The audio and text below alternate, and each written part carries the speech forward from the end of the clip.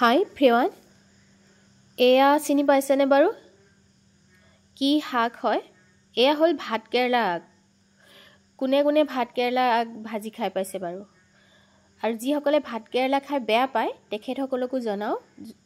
ভাতকেৰেলা খাই বেয়া পোৱা সকলেও কিন্তু ভাতকেৰেলাৰ আগ ভাজি খাই বহুত বেছি ভাল পাব লাগে আপোনালোকে ভাতকেৰেলা খাই বেয়াই পাওক আৰু মই আজি তেনেকুৱা এটা ৰেচিপি লৈ আহিছোঁ একেবাৰে সিম্পল বনোৱাও একেবাৰে সহজ আমাৰ অসমীয়া গাঁৱলীয়া পদ্ধতি একেবাৰে আৰু মোৰ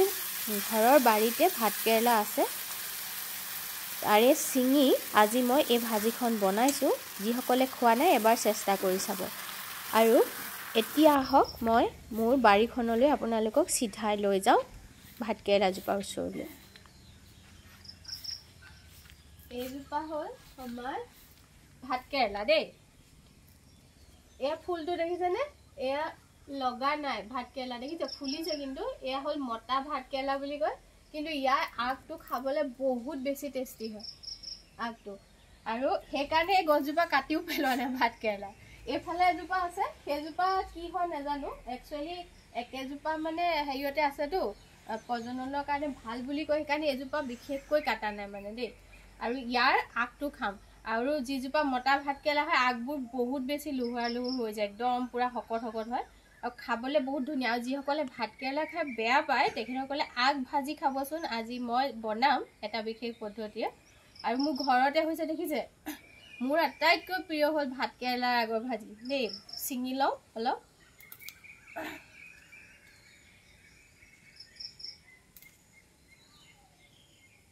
আগ দেখিছেনে মই এতিয়া যিমান পাৰো আৰু এই গুটি আগখিনি যিমান কোমল অংশ আছে মানে আৰু পাতখিনিও আমি খাব পাৰো এতিয়া ধৰক কোমলীয়া পাতটো চাই লৈ খাব লাগিব আৰু এনেকৈ খাব পাৰো দেই এইজোপা এইটো দেখিছেনে কেনেকৈ আগবাঢ়ি বাঢ়ি আহিছে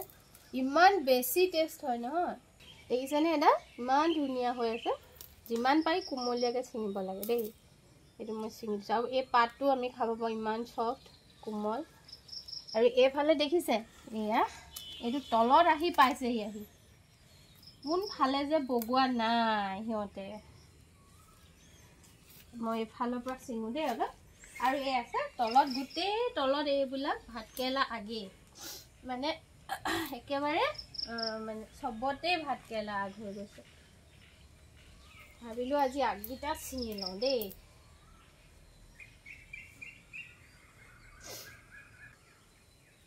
এইটো এটা আগ ইমান ধুনীয়া হৈ আছে মজা হৈ আছে এইটো এটা আগ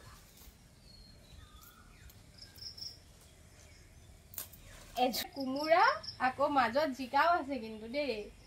কিমান যে মানে আকৌ এইফালে পুৰৈ এজোপাও দিয়া গৈছে পুৰৈ শাক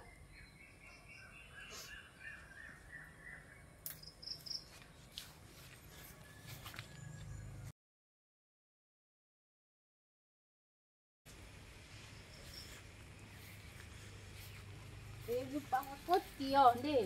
তিয়হৰ অৱস্থা ভাল নহয় সেয়াহে গতি তিয়হৰ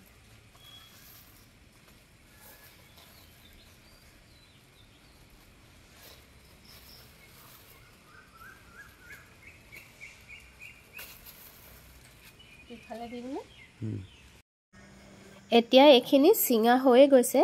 ভাতকেৰেলাৰ আগখিনিও আৰু লগতে সেই তিয়হটো লৈ লৈছোঁ বাৰীৰ যিহেতু এতিয়া একেবাৰে পাকঘৰত লগ পাওঁ আহক আপোনালোকক আৰু চাওকচোন ইমান ধুনীয়া সেউজীয়া আৰু সেইটো তিয়হটো আৰু কিবাকৈ খাবই লাগিব যিহেতু কেৱল এটাহে তিয়হ বাচিলেগৈ আৰু পোকৰ পতাপত আৰু ভাতকেৰেলাৰ আগখিনি বাচিবলৈও একো টান কাম নহয় তেনে সাধাৰণ এই যিবিলাক কি কয় জানো আপোনালোকে লতাৰ নিচিনাকৈ যে থাকে লগতে সেই গোটেইখিনি এনেকৈ অতৰাই ল'লোঁ যেনেকৈ আমাৰ ৰঙালাওৰ আগ আৰু বাকী এনেকুৱা আগবিলাকত এনেকুৱা থাকেই নহয়নে এইখিনি অতৰাই ধুনীয়াকৈ ল'লোঁ আৰু বিশেষ পোক পৰুৱা বৰ নাথাকে ইয়াতে একেবাৰে সতেজ দেখিছেনে আৰু গৃহিণীৰ সদায় এনেকুৱা কাম হয় নহয়নে একেলগতে মানে পাকঘৰত কেইবাটাও কাম চলি থাকে এয়া কেৰাহীত মই আকৌ ভজা মাছো বনাই আছোঁ দেই আৰু এখন আঞ্জাও বনাব লাগিব পিছে আঞ্জাখন আপোনালোকক নেদেখুৱাওঁ দিয়ক কাৰণ বহুত দীঘলৈ গ'লে ভিডিঅ'টো আপোনালোকৰো আমনি লাগিব যেহেতু ভাতকেৰেলা ভাজিখন আজি মেইন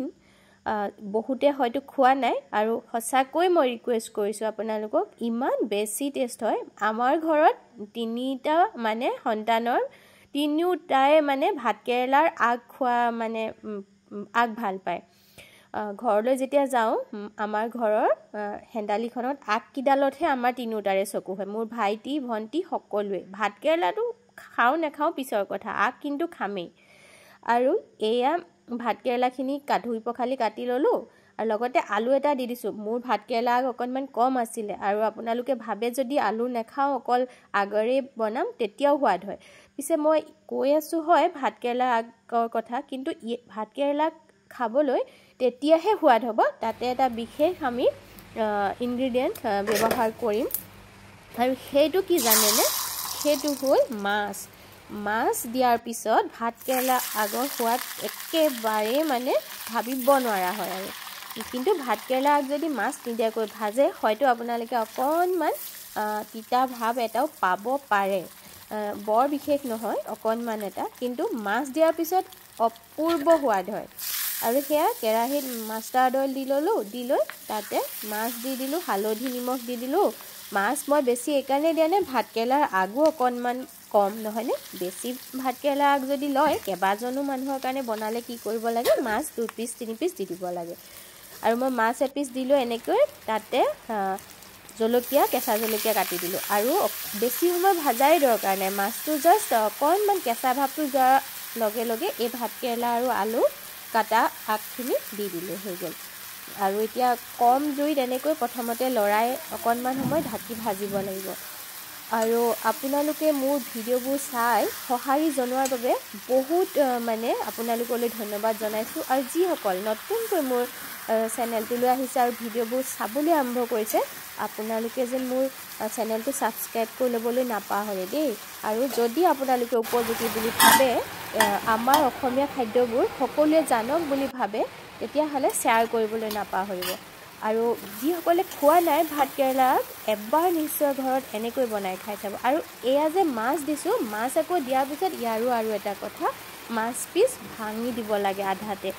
তেতিয়াহে মাছৰ যিটো মিঠা শাকখিনি আহি মানে হৈ যাব আৰু আপোনালোকে ইচ্ছা কৰিলে ইয়াতে অকণমান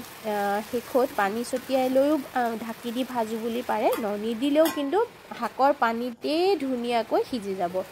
আৰু মোৰ আকৌ কি হয় এনেকুৱা শাকৰ যদি ভাজি হয় মাছৰ সৈতে মোৰ বেলেগ জোলৰ প্ৰয়োজনেই নহয় মানে মই মোৱাই খাই বৰ ভাল পাওঁ আপোনালোকে কোনে কোনে এনেকৈ খাই ভাল পায় বাৰু জনাবচোন আৰু চাওকচোন এয়া হৈয়ে গ'ল ইমান ইজি নহয়নে তেনেই ইজি আৰু এতিয়া থালখনত বাঢ়ি লওঁ যিহেতু মই কৈছিলোঁ আজি আকৌ পিছে মই বেলেগ খুব টেষ্টি এখন আঞ্জাও বনালোঁ দেই তাৰ সৈতে এয়া ভাজিকণ লৈ এতিয়া খোৱাৰহে কথা ভাল লাগিলে শ্বেয়াৰ কৰিবলৈ কিন্তু নাপাহৰিব আজিলৈ আহোঁ বহুত ধন্যবাদ